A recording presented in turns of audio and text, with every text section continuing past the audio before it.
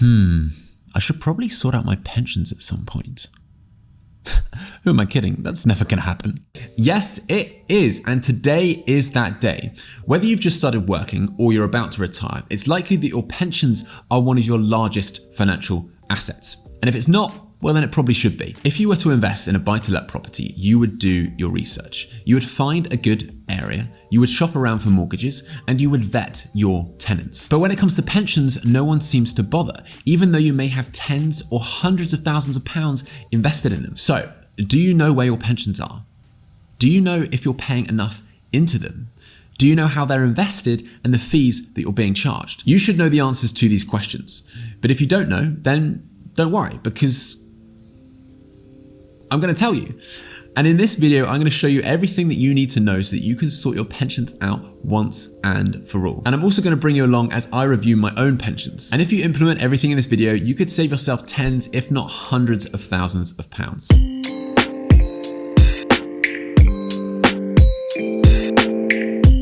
Hello, welcome back to the channel. If you're new here, hi, my name is James. I'm a chartered wealth manager, and this is a place where you can learn to make better financial decisions. Now, the route to financial independence has changed.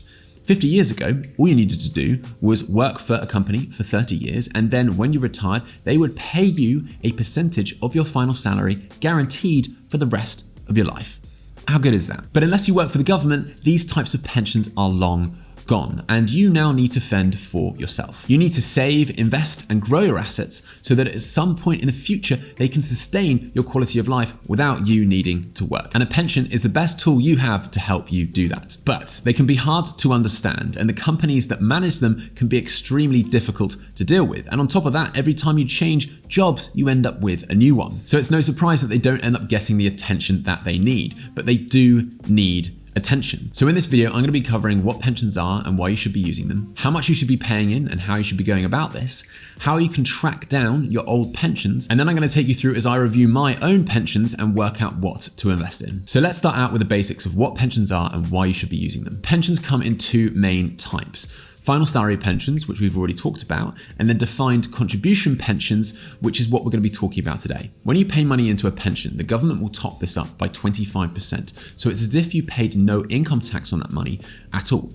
If you're a higher rate taxpayer, then you can claim an additional 20% of tax relief through a self-assessment tax return. So again, it's as if you paid no income tax on that money. You can tactically use pension contributions to bring your income down below certain levels so that you can retain certain benefits like your personal income tax-free allowance and free childcare. Once money is inside a pension and invested, it grows free of income and capital gains tax. Once you reach 55, you can draw 25% of your pension as a tax-free lump sum. The rest can be drawn down as taxable income, but you can draw this down slowly over years so that you end up paying very little tax. And one of the biggest benefits of these pensions is that they can be inherited by anyone and they won't have to pay any inheritance tax. In short, they are the best tool that you have to help build wealth for you and future generations. So firstly, let's talk about your current active pension and how much you should be paying into it. The government now mandates that anyone that is employed has to automatically pay 8% of their salary into their pension each year, 3% of which is paid for by your employer, with the other 5% paid by you. When you get a pension statement or you log into your portal, it will normally give you an illustration of what it's likely to be worth at retirement. Here's an example of my active pension with Aviva. Now, lots of people get dismayed when they see these figures because it's often a lot less than you might expect. But don't worry, because these numbers will be in today's money, so inflation has been stripped out. And secondly, they use conservative FCA mandated growth expectations. So you may prefer to do your own calculations, but let's say you're earning £35,000 a year, which is the average salary in the UK, and you are paying 8% of your salary into your pension for 30 years. And if you saw a real growth rate of 5% a year, you'd be left with £195,000, which would probably give you a sustainable income of £8,000 a year if you paid no tax. Is this enough?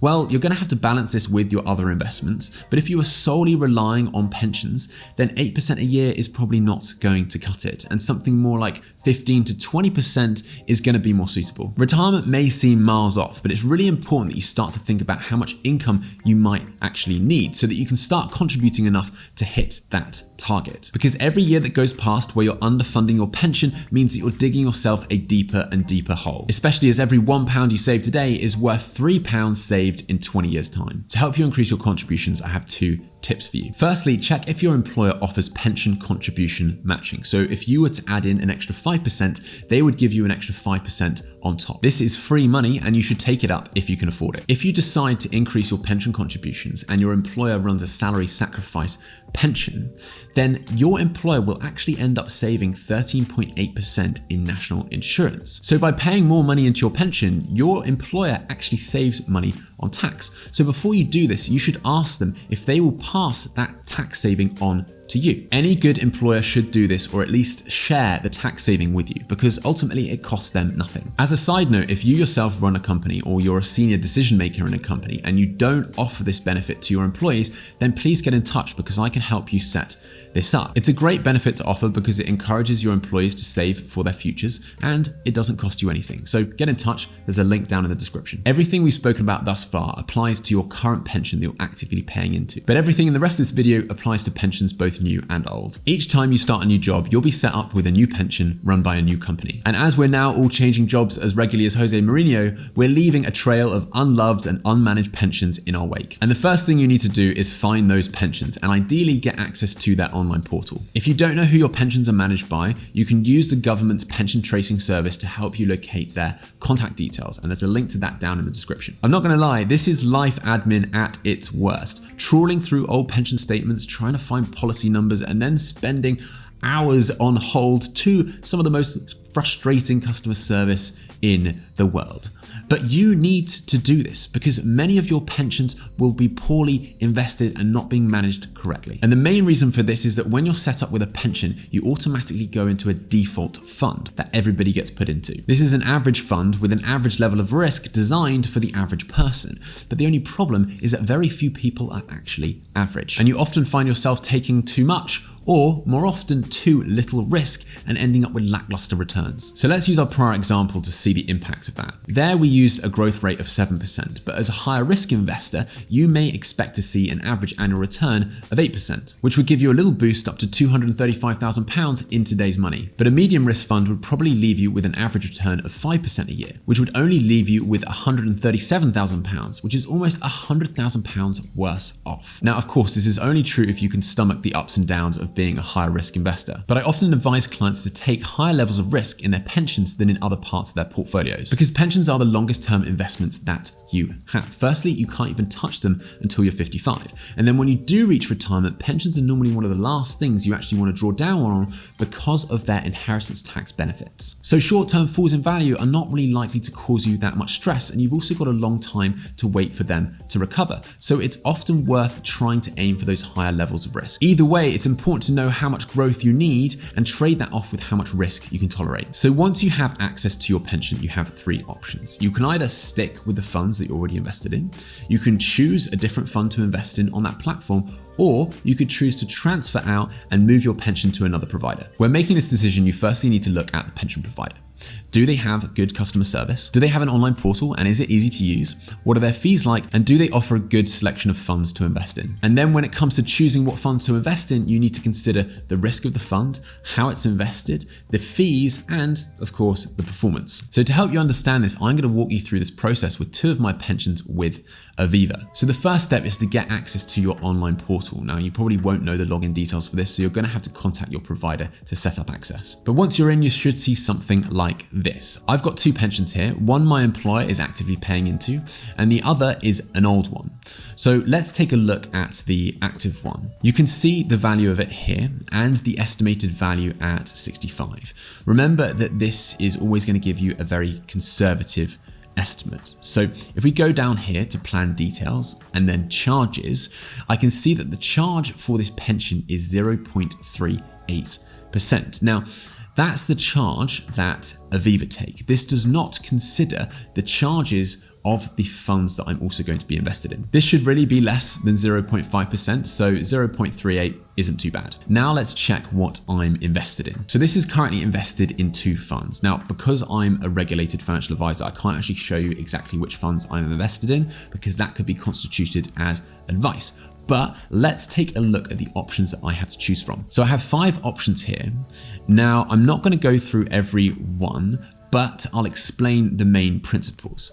Each one of these options comes with some sort of lifestyling where they will automatically reduce my exposure to stocks and increase my exposure to bonds as I get closer to retirement. Most pensions will use these types of funds as default funds because they know that most people will not come in and make changes. So they're trying to guess what will be appropriate for the average person. There's also very few options because if people do come in and make changes, it means that they're less likely to make mistakes. But for me, as an experienced high risk investor, this creates 3 problems. The first of which is that I want to be invested in 100% stocks, and the highest that these approaches go is 70%. Secondly, they'll automatically reduce this exposure even further as I get closer to retirement, which is not normally a good thing to do arbitrarily. And I've actually made a video on why that's true here. And they're quite expensive, coming in at about 0.7%, which, including the Aviva platform fee, would give me an overall cost of 1.1%.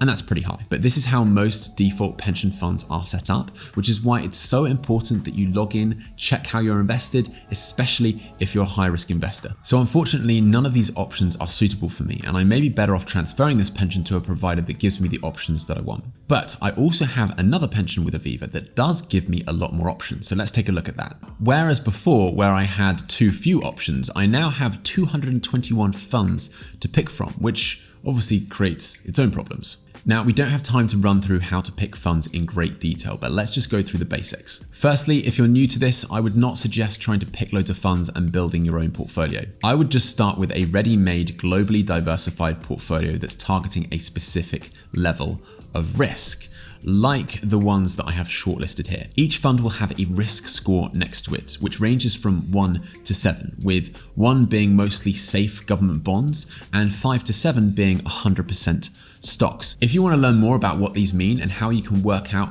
which one is the right for you, then check out this video here. But as a high risk investor, I'm looking for anything that's 5 and above. So let's remove this number 4.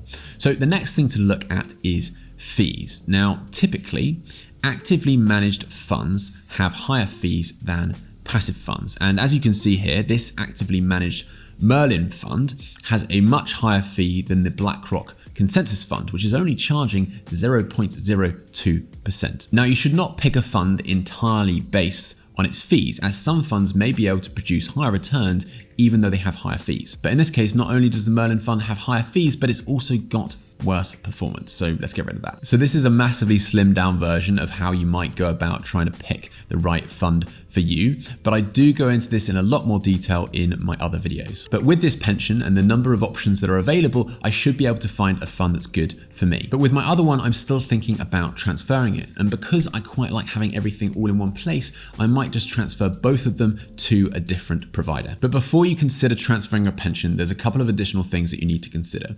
The first is that if your employer is actively paying contributions into your pension, they may not be willing to redirect those contributions to another pension. But you may be able to do a partial transfer where you can transfer everything else but £1 and your contributions will continue to go into your old pension. You also need to make sure that there are no special benefits or guarantees attached to that pension, because if you transfer them out, you will lose them. So make sure you contact your provider to check what's there. And of course, you need to make sure that the place you want to transfer it to is actually more suitable than where you are now. I know this may seem like a hell of a lot to do, especially if you've got lots of different pensions, but it is well worth it, and you could end up saving yourself hundreds of thousands of pounds. So if it ends up taking you 10 hours, then you're earning 10 grand an hour. So I don't know about you, but I would certainly take that up. But at the same time, if this does all seem too much, then I can do this for you.